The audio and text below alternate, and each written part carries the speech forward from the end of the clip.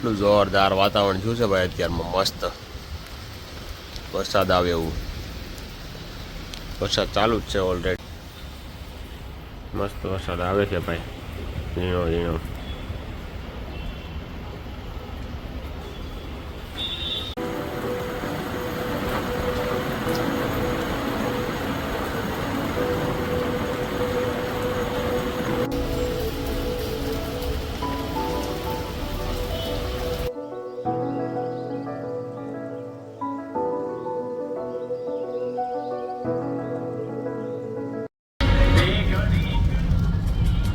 Good morning જય શ્રી કૃષ્ણ હર હર મહાદેવ કેમ છો બધા મજામાં જશો ખાઓ પીવો ને મજાની લાઈફ આજનું વાતાવરણ ભાઈ એક નંબર હો ભાઈ મસ્ત એને જોરદાર વરસાદ આવે છે ને એ ગાડી ચલાવે જાય મજા આવી જાય આવું નવું વાતાવરણ હોય સવારમાં હોય ને તો મોટી ગાડી લઈને જતા હોય તો સારું લાગે પછી ટુ વ્હીલ લઈને જતા હોય ને તો એમ થાય આ ક્યાં વરસાદ યાર આવી ગયો ઘડીક વાર બંધ થઈ જાય તો ટાણે ઓફિસે પહોંચી જાય પછી ભલે ને આવે એટલો ઓફિસે પહોંચી જાય પછીનો આવું છે બધું મજા છે બાકી અત્યારે વાતાવરણ એક નંબર થયું છે ભાઈ જોરદાર વાતાવરણ છે આવું નવું અઠવાડિયું 10-15 દી હાયલા કરે ને પછી પાછું કંઈક બ્રેક આપે તો કંઈક મજા આવે કે આવું નવું હાયલા કરે તો મજા જ આવી જાય બાકી એક નંબર વાતાવરણ થયું છે મિત્રો આજે નાવા જેવું છે અત્યારમાં પણ અત્યારમાં ઓફિસે જવાનું છે એટલે કાંઈ મેળ ન આવે સાંજે એકનો વરસાદ આવે ને ત્યાં નહીં સરખો આવે એકવાર નાવા જેવો તો મજા આવે બાકી ચાલો જઈએ છીએ ઓફિસ તરફ અને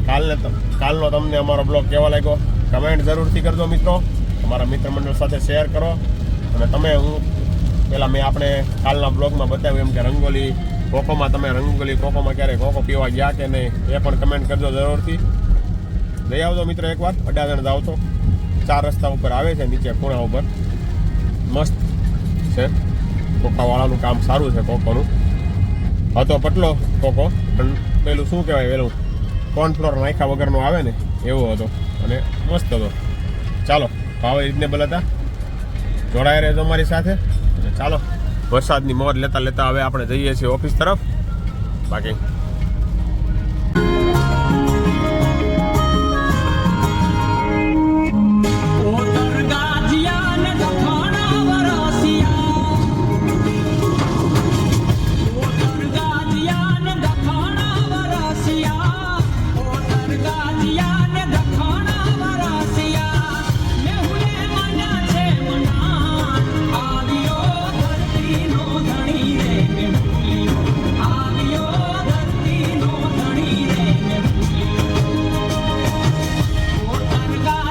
એક નંબર વરસાદ આવે જો મિત્રો મોજ આવી આમ ગાડી થતા હા પુલ ઉપરથી ભાઈ ભૂંગળા તૂટી ગયા છે મસ્ત ગાડી ધોવાતી જાય છે ભાઈ આવા વાતાવરણમાં આપણે સાપુતારા ગયા હોય ને મજા જ આવી જાય કાલે સાપુતારા જવાનું હતું મિત્રો બધા ટુ વ્હીલ લઈને ગયા હતા આપણો મિત્ર દેવાંગ પરમાર ને બધા પણ આપણી પાસે કાલે ટાઈમ હતો નહીં કારણ કે આપણે થોડીક પોઝિશન સ્ટોક માર્કેટમાં વધારે લેવાઈ ગઈ હતી એટલે આપણે નીકળવાનો ટાઈમ નહોતો એ લોકો લગભગ બપોરના 2 વાગ્યે નીકળ્યા ત્યાંનો ભાઈ વિડીયો બતાવ્યો હોય ને મને મસ્ત જોરદાર વ્યૂ હતું ભાઈ આપણે વિચાર છે કે આવતા શુક્ર શનિ રવિમાં જઈએ જોઈએ હવે ટાઈમ મળે તો જઈ આવીએ અને સાપુતારાની વિઝિટ કરતા આવીએ ભાઈ વાતાવરણ સારું છે તો ચાલો મિત્રો 5 hours later ચાલો ભાઈ જમીન કાઢી લીધું છે ને હવે જઈએ છીએ નીચે આટો મારવા માટે વરસાદી વાતાવરણ છે તો થોડું બહાર ફરી આવી મજા આવે મોસમ સારું છે તો ચાલો નીચે જઈએ છીએ બાકી આ બધા તો ખાલી ચાલુમાં રખડવાની બધા તો ખાલી હીરાવાળ ન લઈ શકે બિચારા બાકી તો લગભગ કોઈની પાસે ટાઈમ હોય ન હોય એવું છે બધું મસ્ત વાતાવરણ છે ભાઈ ઠંડુ મજા આવે છે ચાલો એક આમ લાંબો રાઉન્ડ મારી લઈએ એટલે ખાધેલું થોડુંક પચી જાય પછી જઈએ પાછા ઉપર ઓફિસ તરફ ચાલો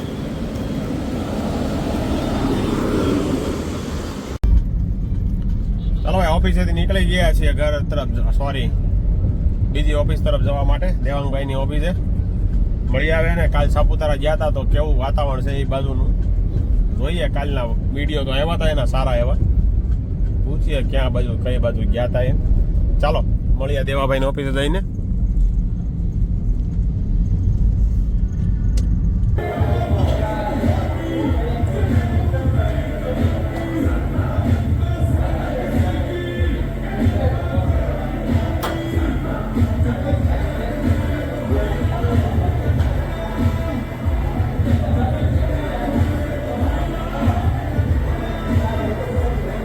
A few moments later.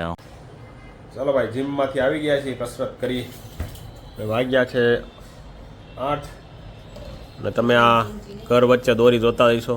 તમારા ઘરમાં અહીંયા હશે જ આ દોરી લગભગ તો, કારણ કે ચોમાસાના ધાબા પર કાંઈ કપડાં સુકાય નહીં તો બધાને ખબર હશે જ. એટલે અમે કપડાં જ્યાં સુધી હાવ સુકાય નહીં ત્યાં સુધી એમાં ઓલી બાટની વાઇસ આવે એવું થાય, એની કરતાં ઘરમાં દોરી બાંધી એટલે આ જુગાડ બહુ હારામારો છે. ઘરમાં દોરી બાંધી દેવાની એટલે કપડાં સુકાઈ જાય. આપણે ઘરનો પંખો તો ચાલુ જ હોય એ રીતનું છે. અને આજે આપણે બનાવ્યા છે રાજકોટના ફેમસ દાળ પકવાન. આને કહેવાય છે પકવાન. જો આલા ખાખરા ટાઈપના હોય છે, આ પકવાન છે ને આ છે એની દાળ. મસ્ત દાળ છે. આમાં મિક્સ દાળ હોય છે, ચણાની દાળ હોય છે, મગની દાળ હોય છે. બીજી કઈ દાળ હોય છે? ચણા અને મગની 2 દાળ હોય છે. ને આને કરી નાખવાનું, ભૂકો કરી નાખવાનો. આ જો આ બનાવે છે આ રીતે બનાવવાની હોય. જો એક આ પકવાન લેવાનું, એની માથે આ દાળ નાખવાની, પહેલાં થોડુંક ભાંગી નાખવાનું ભાઈ. પછી એમાં નાખવાની આ ચટણી, મીઠી ચટણી. પછી એમાં નાખવાની થાય આ તીખી ગ્રીન ચટણી, સ્વાદ અનુસાર જેટલું તીખું ખાઈ શકતા હોય એટલી. અને સાથે નાખવાના કાંદા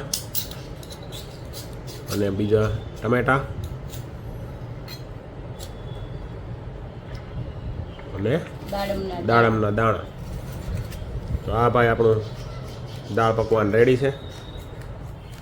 ચાલો ટેસ્ટ મારીએ એક કેવું લાગે.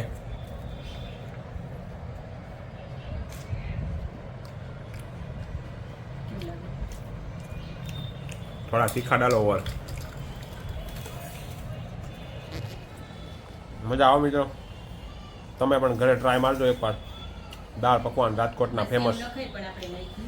એમાં સેવ પણ તમે નાખી શકો છો, પણ આપણે નાખી નથી. મસાલા પાપડ આવે ને એ રીતે બનાવવાના, ઉપર બધું નાખી દેવાનું. બાકી તમારી ઈચ્છા એમ ન બનાવવું હોય તમે ચોળી અને વાટકામાં એ પણ તમે ખાઈ શકો છો. બાકી ચાલો જમી લઈએ, દાળ પકવાનનો લુપ્ત ઉઠાવીએ, લાભ ઉઠાવીએ. તો ચાલો મળીએ થોડી વાર પછી, જમી લઈએ. ચાલો ભાઈ જમી લીધું છે. નીવાબેનને થોડુંક વધારે જમાઈ ગયું છે એટલે વજ્રાસનમાં બેસી ગયા છે. નીવાબેને દાળ પકવાનના ભૂકા કાઢી નાખ્યા છે આજે. તો